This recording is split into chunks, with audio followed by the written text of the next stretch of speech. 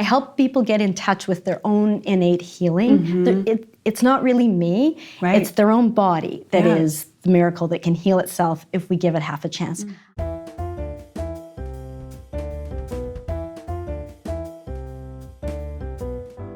We're here with Dr. Shaunna Menard. We're really happy to have you here.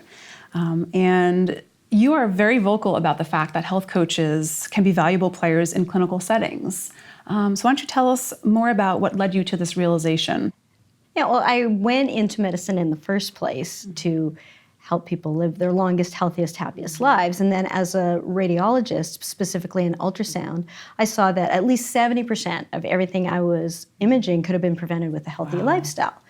And in the clinical practice, there's no time to delve into it. And I didn't want to say, well, it didn't have to be this way. And so when I discovered IIN and health coaches, that's the perfect fit because 70% of disease is chronic and they have a largely preventable component. And there's really powerful things you can do with just some simple changes, taking the time, and the health coaches are the perfect fit. And now I think it's evolving into an even higher level. So the doctors are really busy, and if health coaches could even get into that practice so that they could help with the health histories and help streamline the doctor's performance so that each one can operate in their area of expertise. And I think it's really what's needed. If it wasn't needed, we wouldn't have 70% of people obese, for example.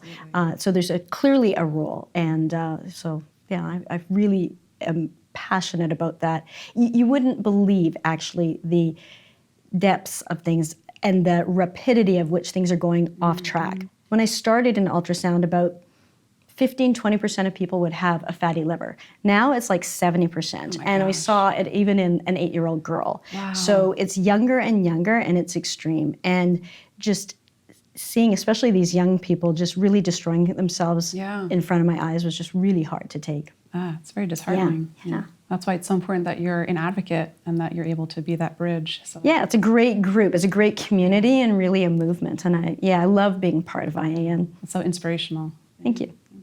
Many health coaches can end up feeling intimidated by the idea of approaching a doctor or medical office and beginning a professional relationship. So what advice do you have for graduates to initiate this partnership? Yeah, and I think, be confident, own what you do. You do play a role, and not to underestimate the role you play. So be confident, not arrogant, and kind of stay in your own lane. Like, don't try to do the work of the doctor. Don't work with them, not against them. And also, don't misinterpret the doctor's, I don't know how to say it, but standoffness, or they don't have time. And so they might be rather abrupt, and people might be intimidated by that because they think, they don't like me, they don't care, they just don't have, they literally don't have time. Even if they really wanted to talk to you, they don't. So it's important not to misjudge that and just to be patient and then find the opportunities. And we were talking a little bit about that earlier, about find those opportunities that you can make that connection with the doctor that are not time consuming. And if you can save the doctor's time, you'll have their ear and they'll be listening to you. Yeah. And not to take it personally. Not personal at all. It's not about us, it's about helping others. Exactly. And you don't need to work with all doctors. They aren't trained in nutrition. And so they don't know health coaches exist largely at this point in time. And so you have to kind of meet them where they're at and see. And there's plenty of examples where they work really, really well together. But it's just a matter of, making that connection, establishing that relationship, and then allowing that to grow. Yeah, that's wonderful. So this rolls perfectly into the next question. What do you think an ideal health coach-doctor relationship is? I think acknowledging that the value that each one brings to the table and their unique perspective on that. And as I say, not trying to undermine. And communication. So if you are communicating what's expected of you, like any relationship, what you expect of the other partner. So if you're expecting them to follow through, then make it clear as to what each other expects. And then I think really where each party, the doctors and the coaches, get to operate in their own zone of genius. So doctors have access to really expensive and intricate tests that can do some great work diagnostically. And then the health coaches can really do the hand-holding and the support and the nutrition and the guidance that's required to follow through and help the patient and client. So I think, staying in your own lane, basically. Yeah, and that's great advice. Staying in our scope of practice. Yes, That's exactly. a huge IIN principle. So Yes, that's perfect. a great way to put And it it's through. key. Yeah. What was it like when you first started as a health coach? Wonderful. For me, it was wonderful because in the hospital practice, there's no time. Right. There's not even time to go to the bathroom, literally. Like, there's not. And when I was health coaching, I would have it at my home. When I first started, it would be in my home, in the sunroom, and I would make some tea, I'd put on spa music, and I would welcome this person in, and it was absolutely lovely.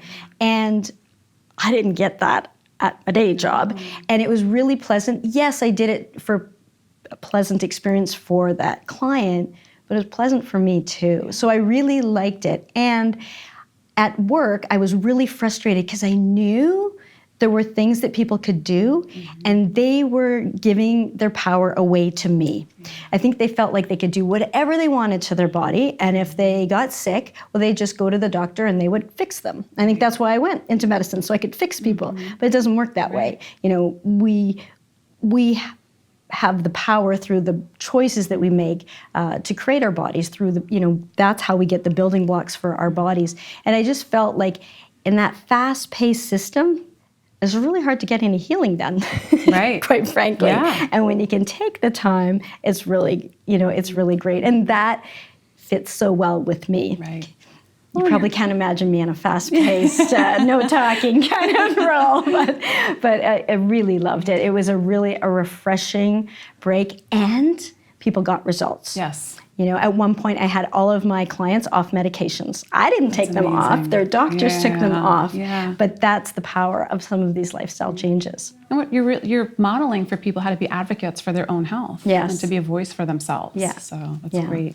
So how did you get your first clients?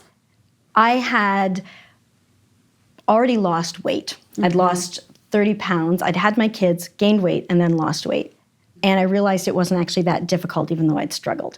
So I was doing these workshops in my community, and they were boot camps. I partnered with this girl, G.I. Jane. She would do the exercise part, and then early in the morning, and then Wednesday nights, I would do the nutrition part. Yeah. And it was really fun, a small community.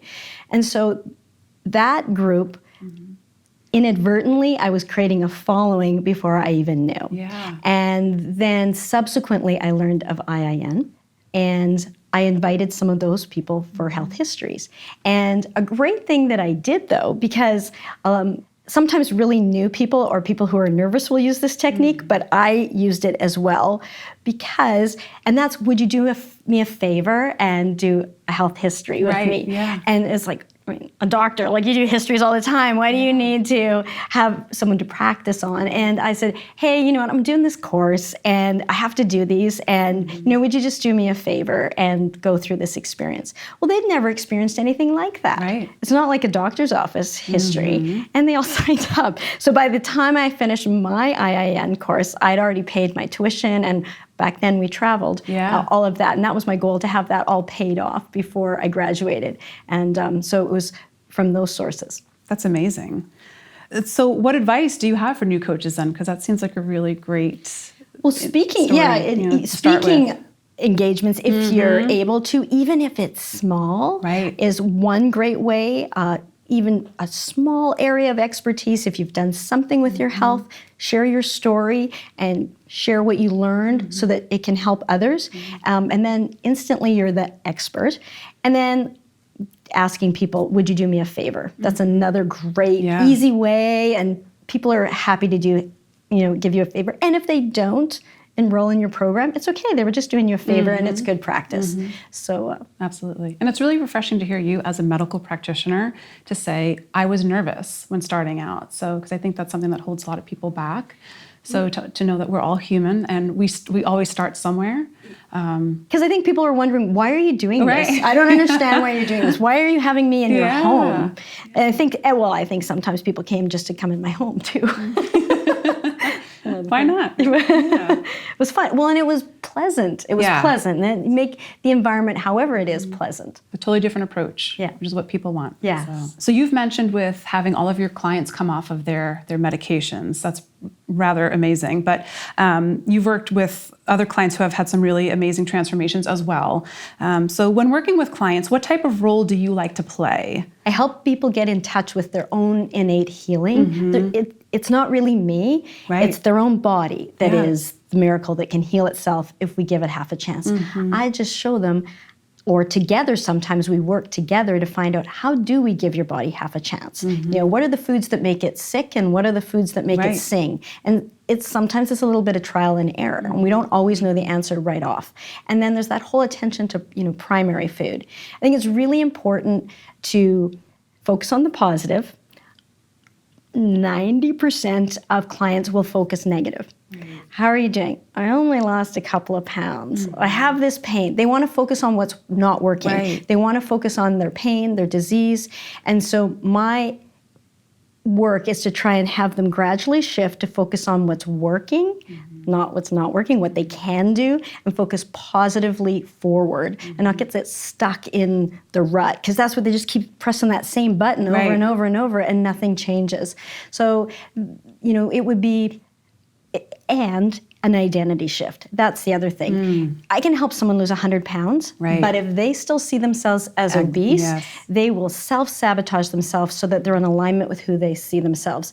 So all people really need is baby steps pointed in the right direction. That's it. If you just point in the right direction, take the smallest baby steps, which people don't acknowledge them. They're like, oh, I only did that. I only did that. It's important. Yeah, absolutely. And if you're feeling stuck, set the bar really low so that you can get a little win. And that's it. I mean, that really is it. It's simple, it's fun, it's enjoyable, and it's powerful because it extends beyond just their health. Right. It's for not just weight loss, not just all dis-ease, but their relationships, their finances, there's everything. Can just be summed up in those core principles. It's the same work, and it's really powerful because they can use their disease or ailment or whatever they're coming to see me as a gateway Right. to transformation in all areas of their life. It's really fun and satisfying for me as a practitioner, as a coach, to be able to at least be the guide on the side. Yeah, I think that's so important that you're able to put into words and realize how you're helping these individuals and how you're supporting them through their transformation, because that's a super important role that we as coaches need to embrace and really understand for ourselves. Yeah, So absolutely. that's great. Yes. Yeah. So how has coaching changed your relationship with your clients and patients? That's interesting too. I was always one who was in tune with my patients. As a radiologist, I had to very quickly get intimate with sometimes my patients. So I was used to getting quick rapport. But I find the languaging was different. So I would say things like, what do you think caused this? So I'd be doing a procedure on someone's foot, say for these little Morton's neuromas, or little nerve tumors on the feet that we do this. And I would say, well, what do you think caused it? And some of them are like, I don't know, you're the doctor, you figure it out. And I'm like, well, if you did know, what would it be? Yeah. And they knew. And I would give them some suggestions like, well, sometimes people find that if they were on their feet for a long time, and when did it start? And then they're like, oh, I did that trip through Europe, and then or I had these really tight shoes, or they would be able to figure it out. And I started to be able to get in tune there. And the whole time that I was doing whatever I had to do as a doctor, Right. I'm observing them and being able to connect on a much deeper level, and being able to throw a little healthy advice along the way as we're doing it, to kind of point them in that right direction. Right. So it became more satisfying as well. Yeah, and you're empowering them along as you go. So you're shifting from that top-down model and you're having them be part of that collaborative process, which is so important. Absolutely. I almost felt like sometimes I was using the medical procedure as an excuse to talk to people, because I would be doing this and I'm like, if your body's telling you you're in pain, maybe if you didn't walk on it when it's screaming at you and just rested it, you would be fine. And it was good. Oh, that's amazing. So today, more than ever, it seems like the to-do lists are never ending. We're constantly going from one thing to the next and putting our health on the back burner. All right. So how can we prioritize our health among all other commitments? Yeah, and that's important. Anyone who knows me knows I have a little saying, be good for you. And so the better we are for ourselves, the better we can be for others. So it's selfish. If you're good for you, you're good for me too. But I would say the most important thing is really me first in the morning. And if you need to get up really early, that's the ticket. So there's a few things that I do. And then having said that, allow yourself time, maybe years, to be able to install these habits. Meditation is one of the most powerful things that I do. And I remember going to a Chopra event and them saying, 21 days to create a habit. And so it took me 5 years to meditate 21 days in a row. I do it now, but every little bit helps. So meditation, water is a very powerful thing. And then focus and finish. First thing in the morning, avoid the device as much as possible. The minute that you check the phone for emails or social media or text messages, your day's been hijacked. Away you go, dealing with somebody else's agenda. Sucks you in. Exactly. You're like right into that abyss. So what I like to do is, and we should bring back like alarm clocks. Like everybody wakes up to their phone nowadays, and sometimes you can't avoid it. And I will sometimes turn off notifications if I need to do things, because I'm like, that's not going to work. But I start with meditation, and then my exercise, and then I will go and get my kids to school, and find some piece of the day. And yet you might have to start early, and it doesn't have to be long. I've done some incredible transformations with 10 minutes of exercise a day, or less. So if you don't, it doesn't have to be like an hour at the gym. Just start small, but focus on yourself, and intersperse some self-care in there.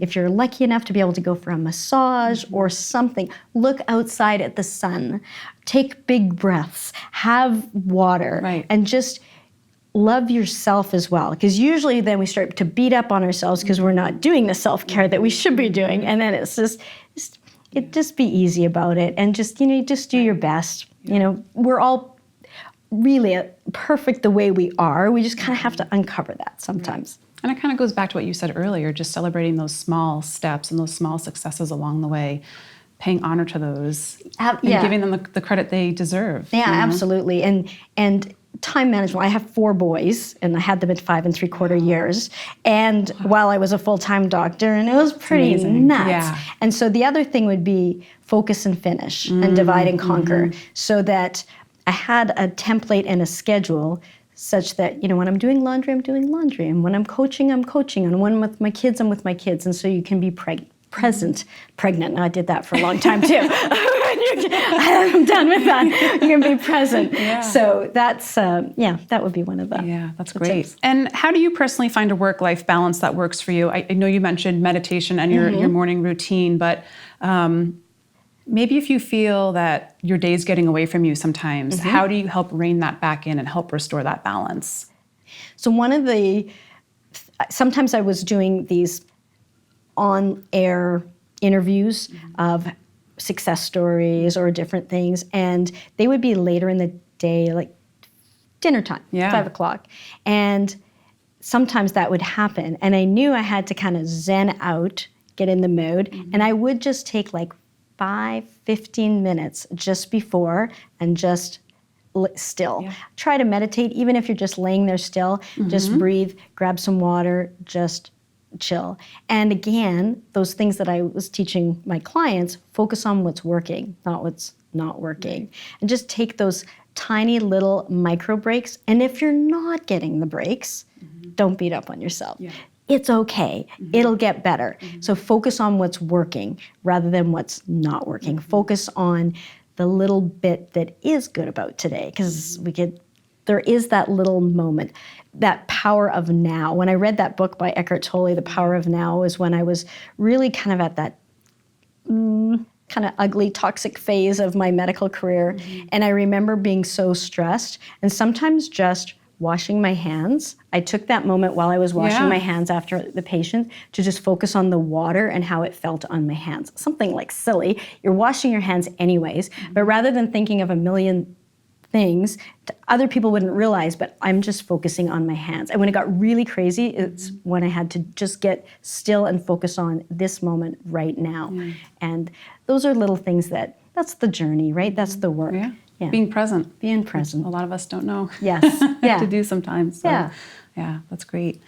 So speaking of the medical system, how do you see the medical system shifting as people are looking for more personalized interventions and embracing alternative therapies? Yeah, and I think I definitely see it has to change. It's not sustainable the way it is. The healthcare costs are astronomical, and people more and more are leaving unsatisfied. They have digestive issues, and they still have digestive issues, and they've tried. You hear it all the time. People have seen all of these doctors. And most of my friends are seeking out alternative pathways. Some are good, some are not so good. And so I think that the whole medical system will have to consider how to put this in at some point. And I really do see that eventually all doctors would have a health coach. That just seems to make sense. Whether people want to work in the medical field themselves, we have options. They can do so many things with IIN.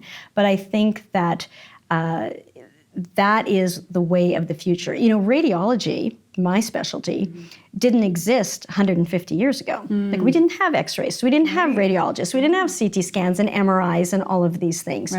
And health coaches were pioneers. This is the way of the future.